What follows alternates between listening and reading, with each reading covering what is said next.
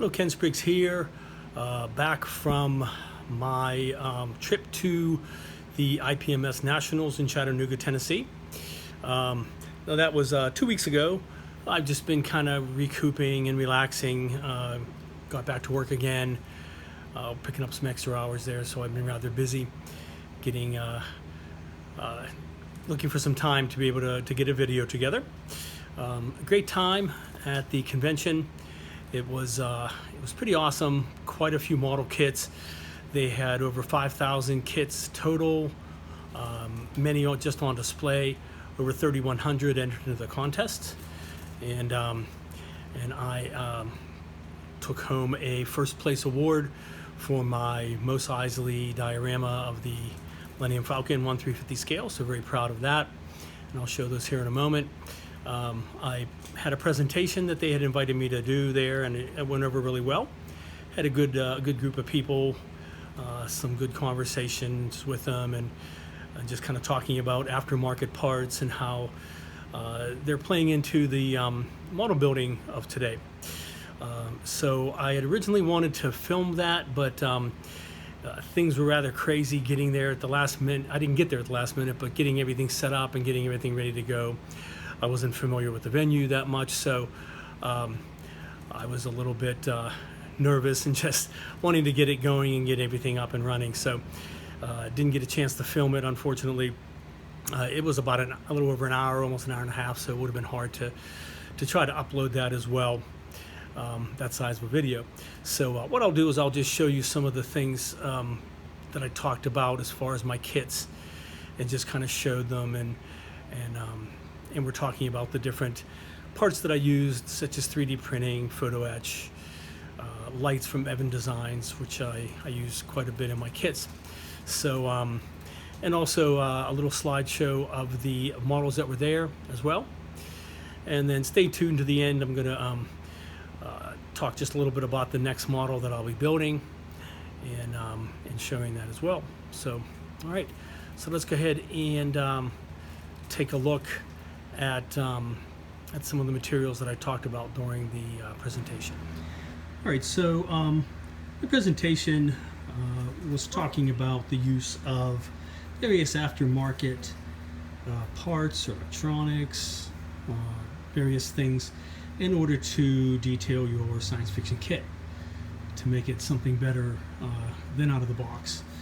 And so several of the materials that I talked about were things such as photo etch, which has become very large of a market. Many kits now offer photo etch add-ons that you can make the controls look better, add on details. Sometimes, as in the example of the 2001 Discovery, create the entire cockpit interior and the pod bay, which then I added some things onto as well. So very good material to use for augmenting your kit. I talked about using masking sets. I use Aztec Dummy and use quite a lot of Lou Dalmasso's masking sets to detail my kits. I used it extensively on the Discovery as well. This is one for the Flying Sub, which I have not built yet at this point, but I have the masking set ready to go. Also from a website called HDA Model Works, I got a decal set, which allowed me to put a lot of the detail in the pod bay, such as the floor, and they were duplicate parts, so that's why I still have some of these on here. But it worked really well to be able to add detail onto that as well. HDA Model Works also sells materials from a company called Green Strawberry. They do photo etch parts, they do resin add-on parts, so they're definitely coming into the market as well. Another great source that I would highly recommend is to go into the various build groups on Facebook, and I belong to several there. And on one of them, I met a man named Carl Darby, who has been creating an interior 3D printed set to go with the photo etch for the Discovery. Here are some of the parts that you can see. Here's a wall section of the door. Here's the workbench. The little section in the back that has the large tanks in it. And he did these on his own, so he was selling these on his own through that site. It was building the 2001-2010 Discovery tips and tricks. Sorry, and I believe he's still selling those to do the to add to the photo etch, to do the cockpit and the pod bay, and add all the extra details that the photo etch does not include. In addition, a project I've been working on is a version of the Discovery which was captured by the Borg and assimilated, which I'm still working on. It's kind of a long-term project, so I'm still working on that. But he has he did 3D printing of some material, some parts for my pod bay, which now is my alcove bay, which has been converted by the Borg for the little stand-up compartments that the Borg regenerate in. So really excellent job he's done on these. This comes in 3 parts, so you have this part that has some detail and the foot circle that goes over top of, and I have this a little bit painted, but this has some grid detail in it. So this goes over top of that, and then you have this detail with the side rails and the top circle that's able to be lit, and that goes on top of that. Sorry, I'm doing it with one hand.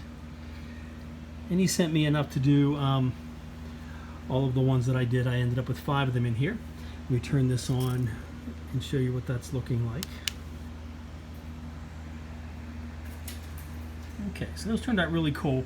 So I have mostly the green. The foot pad parts are white. It's a little hard to see from this angle. And then the back grille is blue. It was blue to give it some extra detail. All right, and you can see these being built up in my build videos for this, which I'll be returning to again at some point here in the future. Also working on the antenna dish and augmenting that as well. Okay, so basically just showing what can be done with a lot of the new technology in order to really super detail your kit. And nowadays, any of these kits that come out, there are quite a few options and choices out there available for you to be able to add that detail. So, all right, let me show you one other thing here as well. All right, so another great source for adding to my kits for lighting is a company called Evan Designs. And their website is modeltrainsoftware.com. And really excellent source of all different types of pre-wired SMDs, which are surface-mounted LEDs, regular LEDs, power sources, batteries, remote controls, sensors, all different effects, different color LEDs, that sort of thing. So I use them exclusively to light all my kits, and they take away a lot of the soldering and that type of thing, because they pre-wire these for me, and they come in different sizes. So here is an example of a chip LED. This is a red one. You can see it's a fairly small but still sizable, pre-wired, ready to go. Has its resistor in it already. Just have to wire it together to a power source. Here's an example of what's called a nano, which is a little smaller. These ones are red as well. They also have a pica, which is even smaller than that. And most recently, they released what's called the Z LED, which is super, super, super tiny. There it is right there. Very, very nice. Thinner wire. So I used these in my last build of the Moon Bus, which I'll show here in a moment. They also wire together. SMDs, they can sync them together. So these ones are orange and they breeze. So in other words, they just power on, power off, power on, ramp up and ramp down. So I have an idea, I have a kit in mind for this one here in the future. They can wire together up to 4 of them, different types, different colors, different power supplies. They offer the power supplies such as like battery holders like this for AA batteries or AAA. They also do little coin batteries, which are very small for a small area. They also sell the plug-in types adapters as well that you can use. So some other cool things they sell, like for example, these wired connectors, which have 2 parts, which I also used recently on my Moon Bus, and I showed that in my video. So that's a nice little electronic to have. And then one that I use quite often, which is a remote control, and this is the wired sensor for it. There's actually 2 in here. And they're very simple. You just have 2 wires that go to your power source, 2 wires go to your lights, and then 1 little wire that comes out with a little black sensor that you put in some inconspicuous place. Once you remote at it, and it turns it on. So, okay. All right, so let me go ahead and show you 4 of my kits that I took to the convention and kind of give you a little closer bird's eye view of them.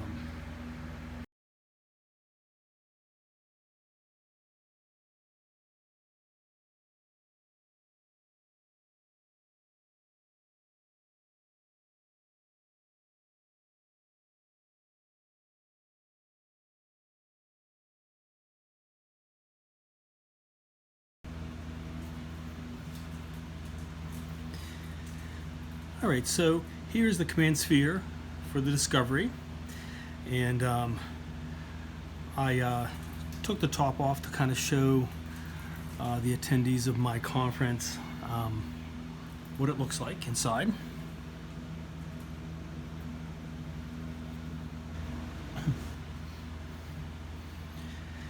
All right, here's the command sphere off of the Discovery. So let me show you just a little bit of the inner workings of it and how I have it wired up and all together. So I use quite a bit of magnets. So I have 2 magnets on the back that connect the whole sphere to the spine of the kit. And then I also have magnets holding the top of the sphere onto it so I can access it. Let me take that off and I'll show you. Okay, you can see the magnets there.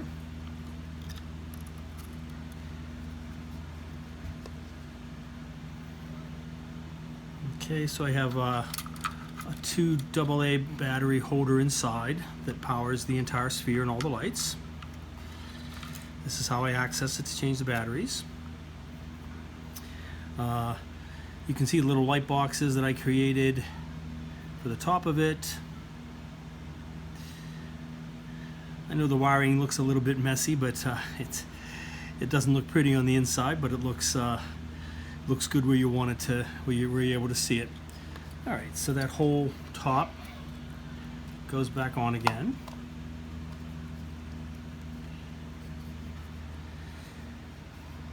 Because the kit has a nice lip on it, it helps to be able to line it back up easily. Okay, so I also have, and I haven't really shown it when I put it on display at the conventions, but the center door actually opens and closes. It's a little snug. Oh, sorry. Okay, some little nubs there that it opens and closes on, so.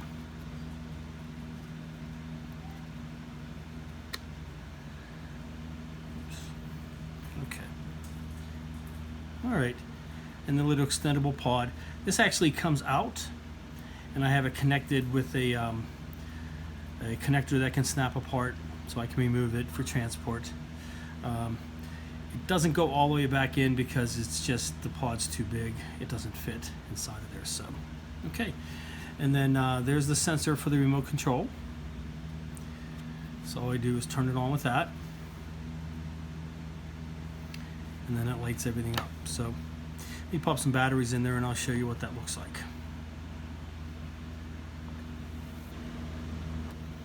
Okay, so the sensor has a wide range of reception, so you just aim it towards it and turn it on. It's very nice.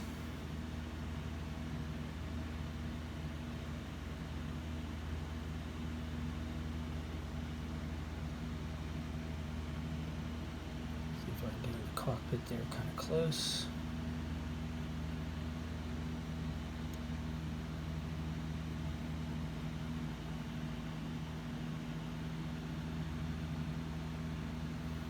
There's the lab area over to the left.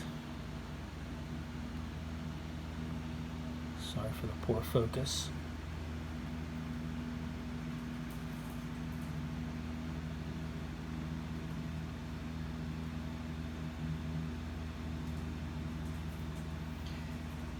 See the little corridor, maintenance corridor back there. Just a little peeking of the astronaut.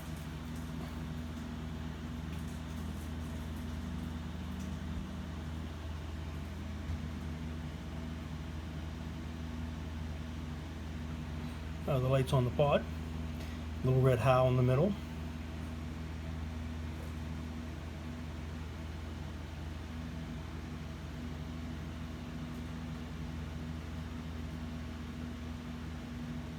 Okay.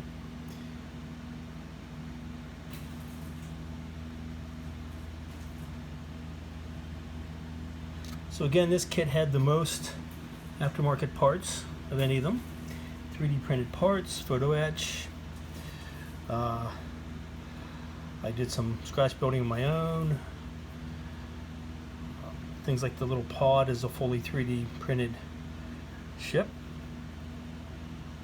So definitely utilized a lot of parts to do lighting. Decals, aftermarket decals from HDA Model Works. So quite a bit. All right. Alright, and here is my little diorama of the Mobius Spindrift from Land of the Giants. And this kit represents the first science fiction model that I built. Actually, the two first kits that I built as a child back in the early 70s. The first one was the Hawk Project Vanguard satellite, which I got as my first kit. I didn't really build it as a satellite. What I did was I took the clear dome on the top and bottom and I put them together and made a little flying saucer out of it. So already showing my propensity for scratch building and changing things to something else, even though it was very simple. My first real science fiction kit that I got was the Spindrift from Aurora, which I absolutely loved, and it kind of put me on the path to building models that I do today, because I just loved it and I loved the interior, little people in it, things like that.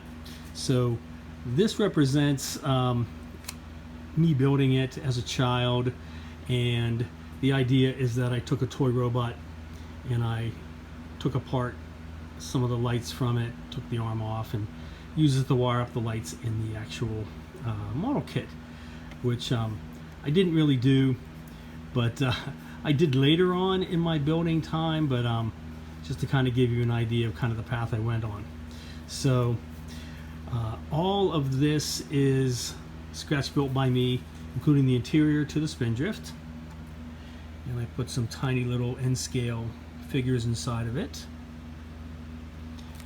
The kit itself, sorry for the dust on, I'm just cleaning up a bit, is the Mobius, I think it's 1/128 scale kit, which is just the top and the bottom.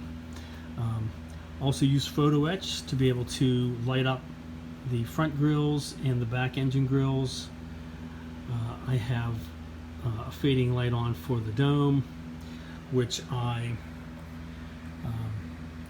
inaccurized, as it were.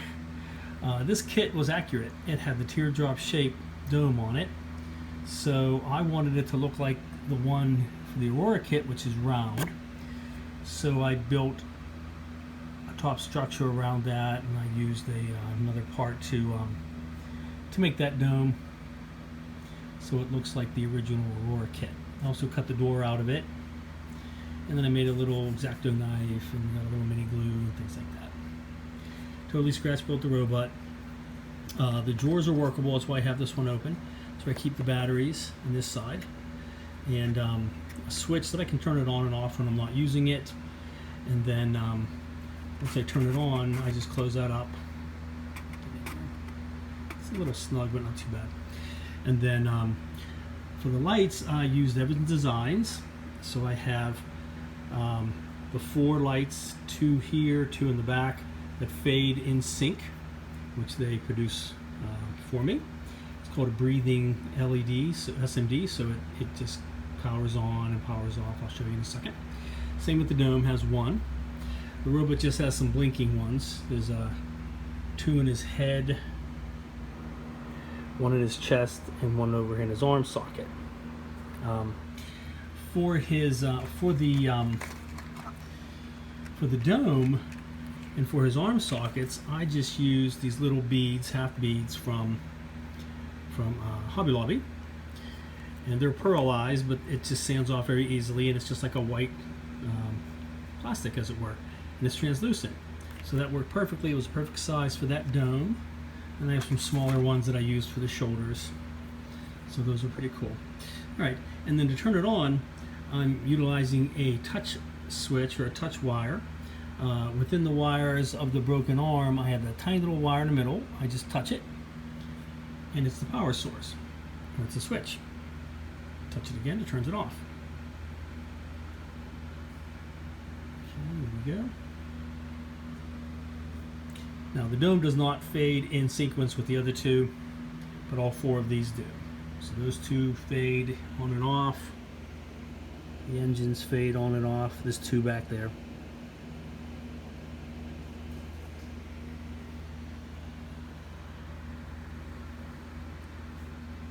And then all 4 of the robot's lights blink in unison.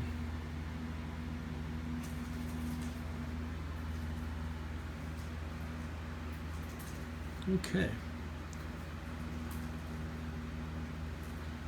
So very proud of this little diorama. I won a bronze for it at Wonderfest for this kit here. So, okay. All right, and here is my latest completed build, my diorama of the Stargazer resin moon bus 2001. Did a lot of scratch building, as I showed in the build for this, a lot of modification. But again, I used some lights from Evans Designs, which helped me out a lot to be able to light the interior, including the removable switch, movable connector, I mean, for the roof, which I'll show here in a second. I built the diorama using styrofoam and a material called Smooth Finish, which I recently obtained some more of a supply, 4 tubs of it, which I'm very excited about. Sorry. To work on my next diorama. So this turned out really nicely. It's supposed to look like a 3D representation of the box coming out of the top of it. So there's the sides of the box, there's the back of the box. And this also utilizes a remote control sensor, which I have underneath the kit. I didn't want to make it obvious on the lunar surface, so I just put it underneath. That would be easier to do. So it's just right there.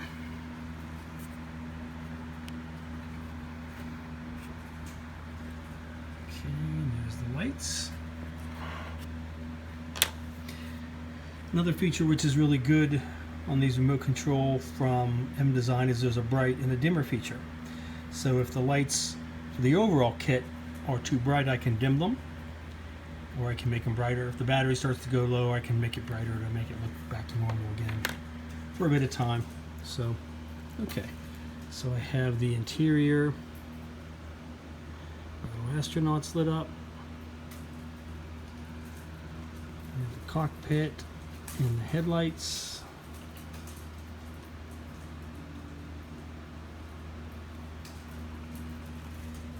Sorry about that. Okay. The 3D printed material on this kit because it's all resin.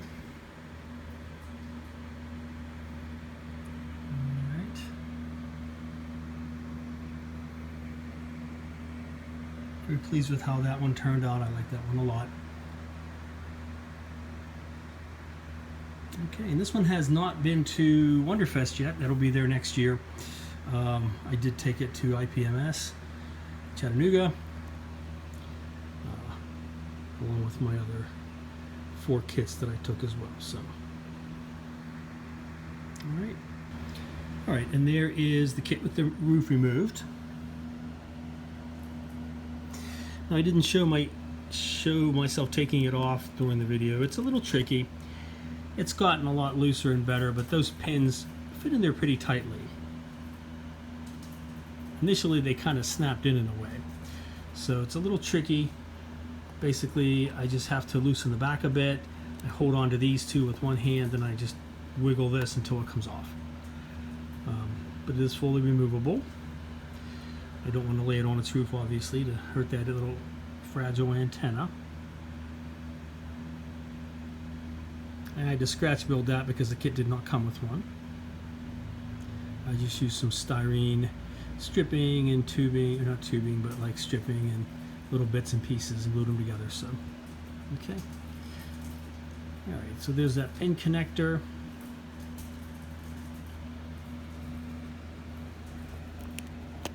And there is the other part of it.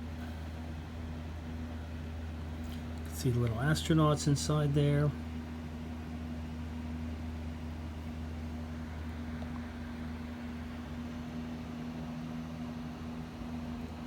See the astronauts in the cockpit. In front of it, my little windows that I made for that, which I went over in my build. So, okay. Alright, so again, very pleased with how this kit turned out. Okay, and here is my Mos Eisley diorama for the Bandai 1350 Millennium Falcon with 3D printed parts for the engine grill, the gunner station, and window, the cockpit cone in the cockpit. So I have it all lit up. And I won a first place award at the Chattanooga IPMS Nationals in space and sci-fi vehicles. So very proud of that. I also won a bronze at Wonderfest with this kit. But this is the only one of the 5 that I took that won an award, which I'm perfectly happy with. It's my first place award for any of my kits, so very pleased with that. Very proud of this kit. And again, this has a remote control sensor, so you can turn it on. And then we'll take a look here at the kit itself. Sorry for all the noise. I live near a hospital, so there's a lot of sirens, and we have trains, a lot of trains in my town, so I hear that a lot too in my videos. I apologize, but okay. But here is the there's the gunner station in the top. See the little light detail shining through there. We have the engine grill. I tried to get a cross between a very pale blue and the white. You can just see a little bit of the engine grill sticking through. turn it here and we'll take a look at the cockpit.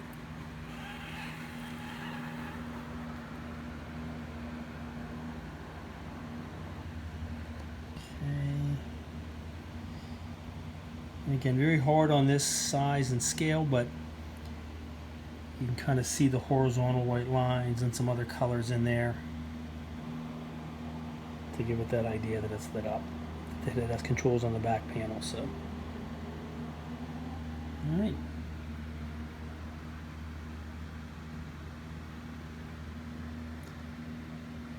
Some of the detail on the side.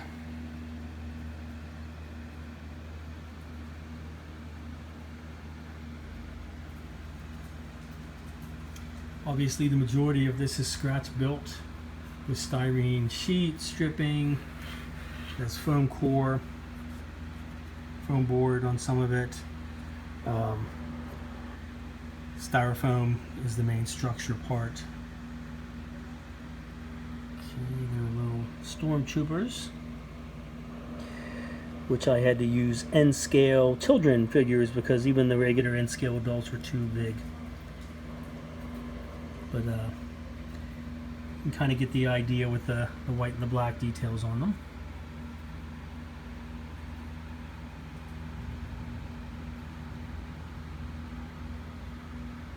Okay, so very pleased with my first place award. IPMS was a great convention to go to. Definitely a new experience for me. So, all right. All right, so let me go ahead and show you some stills from the convention of the very massive contest room. It looks like about the size of a football field. Tons and tons of kits. So let me go ahead and show you several of the ones that I really liked or enjoyed. It was kind of difficult to show every single one of them. There were over 5,000 models, but I picked out the ones that I really enjoyed and I really liked. Kind of got a nice cross section. So let's go ahead and take a look.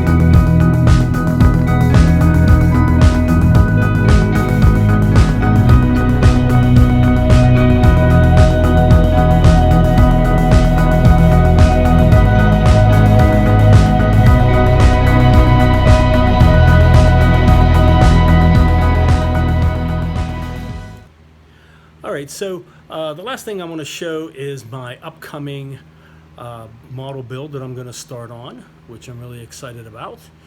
And it is a kit that I got from Shapeways.com, and let's go ahead and take a look. All right, and this is going to be my next build. It is a fully 3D printed Jupiter 2 from Lost in Space. It has an interior. I'll take the top off here in a moment and show that to you, but you got an interior in there as well, which is pretty awesome. All right, so this will be my first fully 3D rendered kit. As I've said, I've used 3D printed parts before to augment kits, but I've never built a kit that is fully 3D printed. So this will be my first. And there's a little landing gear that come with it. Alright, so this is pretty phenomenal. It's approximately 1/350 scale, so it's very tiny, as you can see. My hands, my fingers. Let me go ahead and show you the inside of that. Alright, and here are the parts separated, except for the other two landing gear. I just took one of them off, so they're very tiny. So you have a bottom of the saucer. Nice little notches here for the interior to sit on, and you can see the nice holes through the fusion core. Really nicely detailed, and it's pretty cool. There are holes on the sides, as you can see here, and there are holes on the bottom. They're separated, so that's going to be really cool when I light that up. It even has a little fin sticking out, which are quite awesome on there, and little ridges on the top. This is an excellent 3D printed part. It has the you can see just a little bit of indentation for the lower window, and there's a little bit of a recessed area for the landing gear, as you can see as well. Okay, so that's pretty cool. We have the top of the ship with the open window, and also the little window next to the door and the window in the door. Okay, you have the little recessed circles here on the top. Not quite sure what those are supposed to be. The dome on top, which I'm going to redo in a clear. And there's the inside of it. So, all right. So that's quite awesome as well. And then we have the interior, which I'm going to do some lighting on and augment it somewhat. But you have the little control center in the middle there with the dome. You have the elevator there in the back. The 6 freezing tubes, which I want to redo in a clear. I have some thick fiber optic, which is about that thickness. You have the pilot's chairs right there, kind of cool. And just a little bit of detail there for the controls. Okay, and it's all in a nice clear or translucent material, so a lot of these things I can have lights coming through them, which is kind of cool. So, all right, so that will be my next build. Very excited about it. Put on a little diorama, and it will be my first fully 3D printed model that I'll be building. So look forward to that video in the future, in the near future. All right, so that's going to go ahead and wrap up this video for this week. As I said, it was a wonderful time at the National Convention for IPMS. Look to going to some other ones in the future if they have some others nearby me. And certainly looking forward to Wonderfest next year. Stay tuned for my build on the Jupiter 2 from Shapeways. I will put the link in the description for this particular version of it. He does have a larger one as well. But stay tuned for my build on this. I think it's going to be pretty amazing. All right, thank you.